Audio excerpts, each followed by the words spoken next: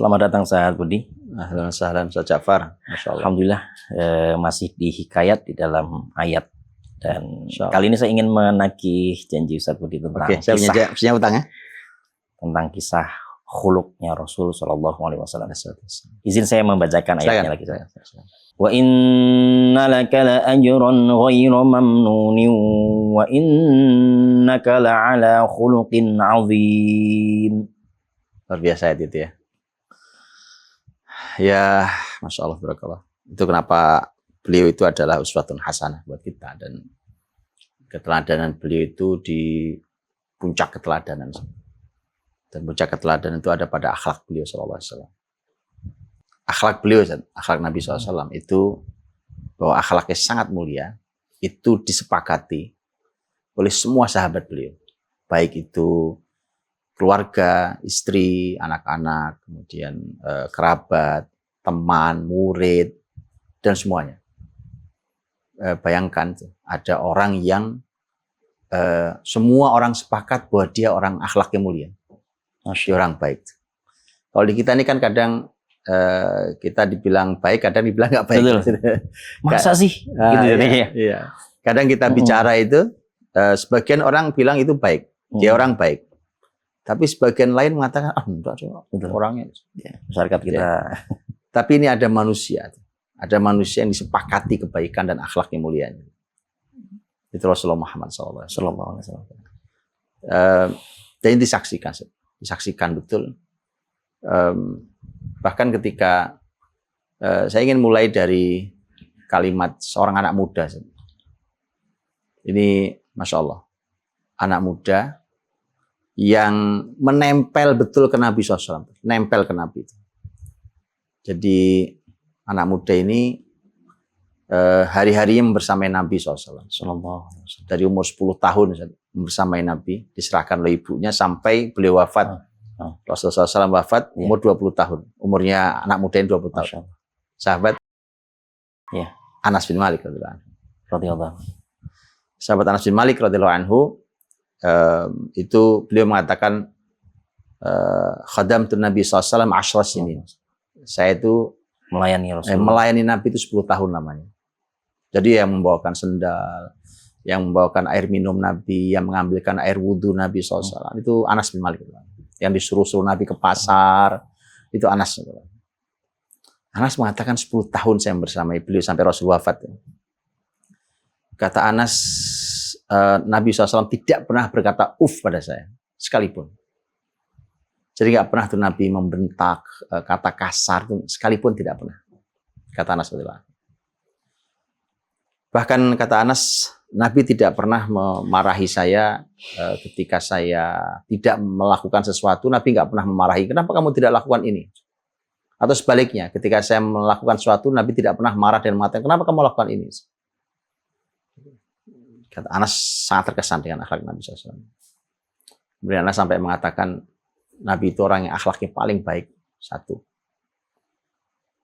Tidak ada sutra. Kain sutra itu kan halus sekali. Halus sekali. Tidak ada kain sutra itu. Sehalus kain sutra itu. Tapi tidak ada yang halusnya melebihi telapak tangan Nabi SAW. Masya Allah. Lembut. Nabi. Beliau megang pedang. Kalau jihad, tetapi lembut. Bahkan Anas mengatakan tidak ada misk ataupun parfum aroma wangi apapun yang aromanya melebihi wanginya keringat Rasulullah SAW. Ya Rob. Ini orang sempurna penciptaannya dan akhlaknya. Itu kata Anas bin Malik. Anak muda yang membersamai Nabi sampai 10 tahun lamanya. Ya. Hal yang sama disampaikan anak muda yang lain, tapi usianya di atas Anas bin Malik, yaitu Abdullah bin Umar. Abdullah bin Umar radhiyallahu anhu, beliau mengatakan kalimat yang ini juga jadi pelajaran buat kita semua. Kata Abdullah bin Umar, Nabi itu lam yakun fahishan wala mutafahishan. Nabi itu orangnya tidak kasar lisan, tidak kotor lisan. Jadi Nabi itu orang yang lisannya itu lisan yang sangat baik, akhlaknya mulia.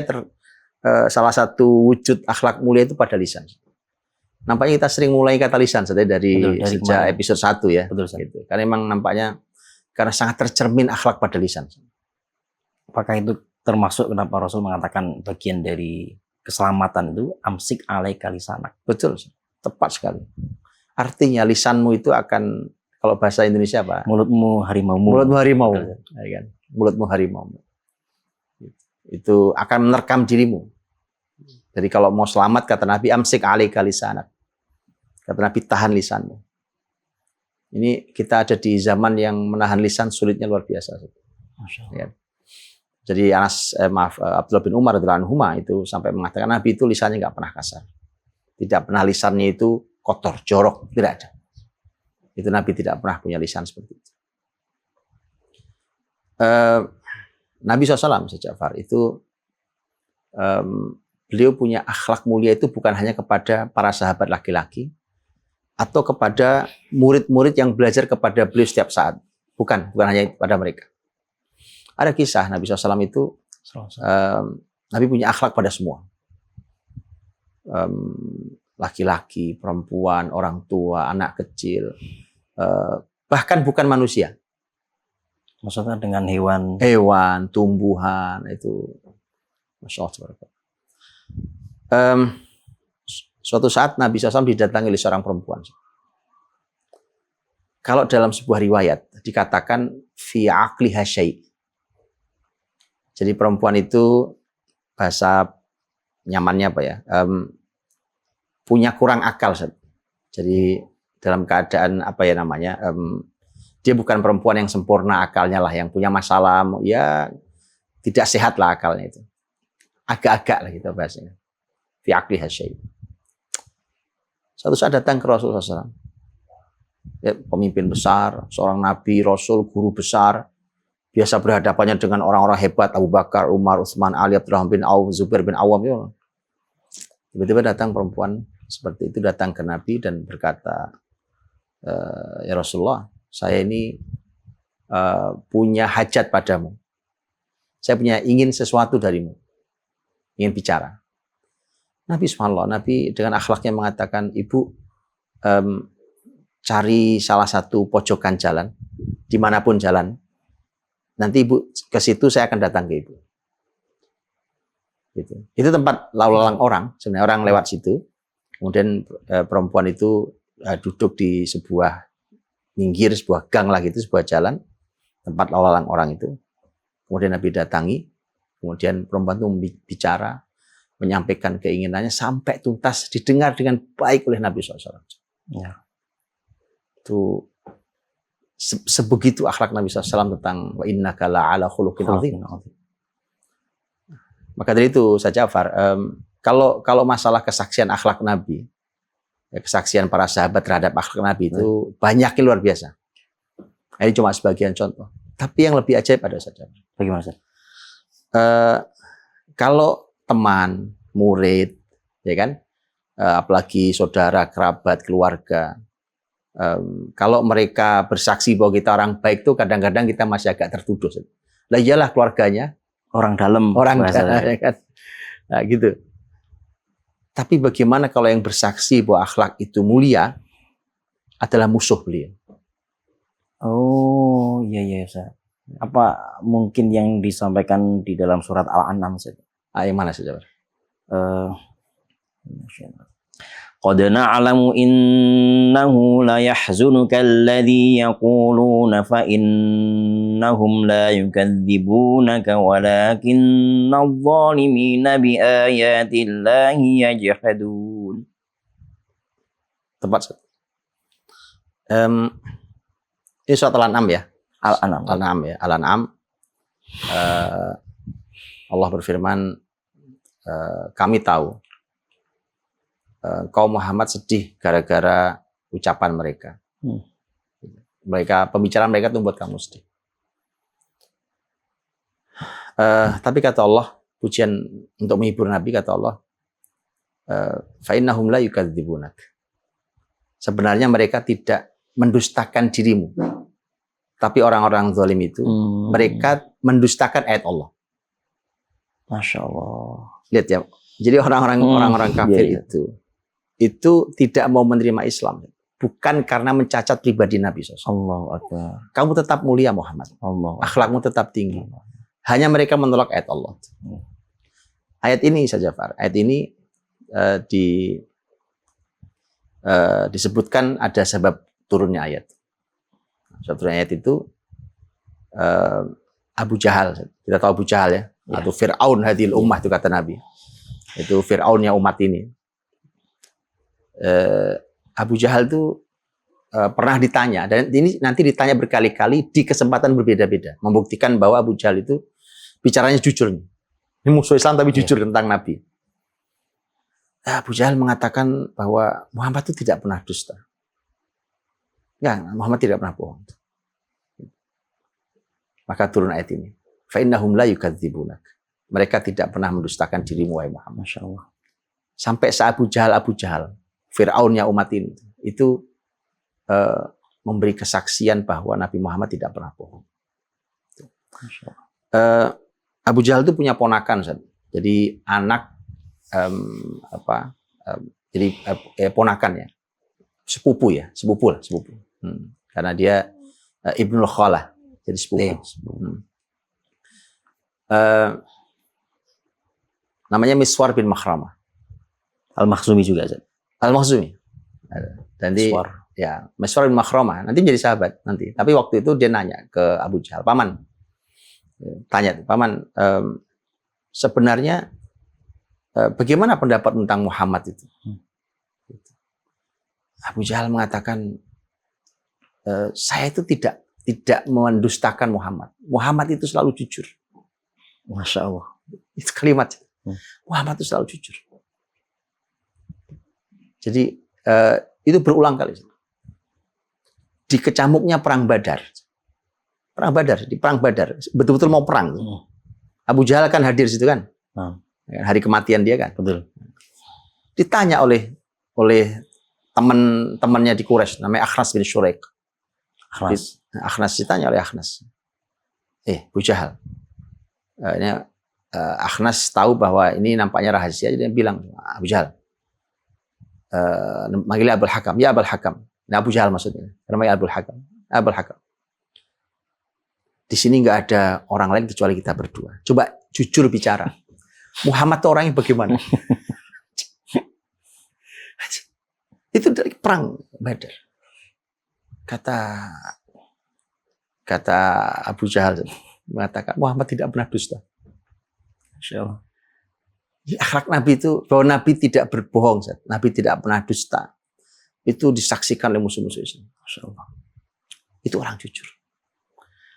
Kalau Nabi cerita dengan sepupunya tadi, Miswar bin Makhramah itu, Abu Jahal menjelaskan, kenapa saya akhirnya memusuhi Muhammad. Itu bukan karena dia bohong tentang pengakuannya, tapi persaingan keluarga besar. Oh iya. Antara Bani Makhzum dan Bani Hashim. Persaingan. Nabi Muhammad dari Bani Hashim, Abu Jahal dari Bani Makhzum. Gitu kan? Kalau kata Abu Jahal itu, kami punya kehebatan memberi makan, mereka juga memberi makan orang lain. Kami memberi minum orang lain, mereka juga memberi minum orang lain. Jadi kami bersaing luar biasa. Sampai kami itu seperti dua kuda taruhan yang bersaing itu. Sampai tapi ketika suatu hari orang-orang keluarga Bani Hashim bilang kami punya nabi, nah itu yang kita bingung. Masa kami punya iblis gitu. Itu. Jadi sebabnya itu ya disampaikan. Gitu. Termasuk Abu Sufyan. Nanti Abu Sufyan masuk Islam, radhiyallahu anhu. Tapi sebelum masuk Islam, Abu Sufyan pernah ketemu Kaisar Romawi kan? Nah, dalam Sahih Bukhari disampaikan, ketemu Kaisar Romawi, Heraklius. Dan Heraklius orang cerdas ketika ingin mengetahui siapa Muhammad ini, yang isunya sampai ke sana. Apalagi ada surat sampai ke Heraklius, surat dakwah ke Heraklius dari Nabi Muhammad SAW. Kemudian Abu Sufyan saat itu dagang ditanya tentang ini siapa nih orang ngaku dari kotamu, mengaku jadi nabi, ditanya semua data detailnya, termasuk pertanyaannya. Pernah tidak sebelum dia ngaku jadi nabi, kalian jumpai dia pembohong? Kata Abu Sufyan, tidak pernah dia bohong. Tidak pernah tidak dia berkhianat. Kata Heraklius. Kata Abu Sufyan, tidak pernah berkhianat. Ini Masya Allah. Akhlak Nabi SAW. Waktu Nabi ke Madinah, ada seorang ahli ilmu terhitung, ini ahli ilmu paling tinggi, Yahudi, ahli kitab Taurat itu ahli betul. Nanti masuk Islam juga, namanya Abdullah bin Salam, radhiyallahu anhu. Iya.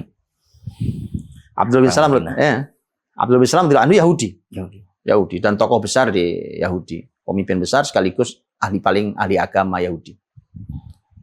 Abdullah bin Salam begitu Nabi Muhammad baru datang masuk Madinah itu penasaran ingin lihat. Dia belum masuk Islam. Karena ahli ilmu, dia punya mata ilmu. Dia cuma ingin melihat wajah pertama kali. Kalau bahasa orang sekarang first impression. Ya. Lihat kesimpulannya, lihat kalimatnya. Saya tidak melihat wajah pembohong di orang ini. Kalimat Abdullah bin Salam. Kemudian itu kalimat dia, saya tidak melihat ada wajah kebohongan di orang ini. Dan yang pertama saya dengar kata Abdullah bin Salam adalah kalimat Rasulullah SAW, ayuhan nas, afshus salam, wasilul arham, wat'imut ta'am, wasallu bil laili wan nasu niyam, tadkhulul jannata bisalam. Ya Allah, itu kalimat Nabi baru masuk Madinah, itu kalimat ibadah termasuk peran-peran sosial untuk bisa masuk surga. Wahai manusia, sebarkan salam, sambung rahim kalian, silaturahim, beri makan orang yang tidak mampu makan, dan sholatlah di malam hari saat orang-orang tidur. Kalian akan masuk surga dengan selamat. Masya Allah. Maka Abdullah bin Salam terkesan nanti masuk Islam. Dua hal yang ditebalkan tadi di tema lisan lagi. Pertama tentang Abdullah bin Salam melihat, aku tidak melihat kebohongan. Bohong itu amalan lisan. Biasa. Kemudian urutan ajakan Nabi afsus salam juga lisan. Banyak lisan. Nanti kita bahas tentang akhlak Nabi itu, tentang lisan. Tapi kalau Abdullah bin Salam itu yang dilihat cuma wajah, karena dia belum bicara, belum dialog sama Nabi, tapi dari wajahnya ini orang pintar. Ahli ilmu tuh lihat wajah pun tahu, ya kan? Bilang wajahnya bukan wajah pendusta. Saya tidak tahu ya, wajah pembohong itu kayak apa modelnya, tapi karena ini alim besar, Abdullah bin Salam itu radhiyallahu anhu, dia tahu bahwa Nabi tidak pernah berbohong. Jadi Ustaz Ja'far, sampai hari ini pun sangat banyak para peneliti yang sebenarnya non Muslim, tapi mengakui kehebatan dan kemuliaan akhlak Nabi Muhammad SAW. Masya Allah. Ini sepertinya akan menjadi kisah berseri yang tidak ada habisnya. Masya Allah. Berbicara tentang baginda Nabi dengan akhlaknya. Insya Allah. Dan kita akan berjumpa lagi di episode berikutnya. Insya Allah. Hikayat di dalam ayat bersama satu Asari. Barakallahu fikum. Barakallahu fikum.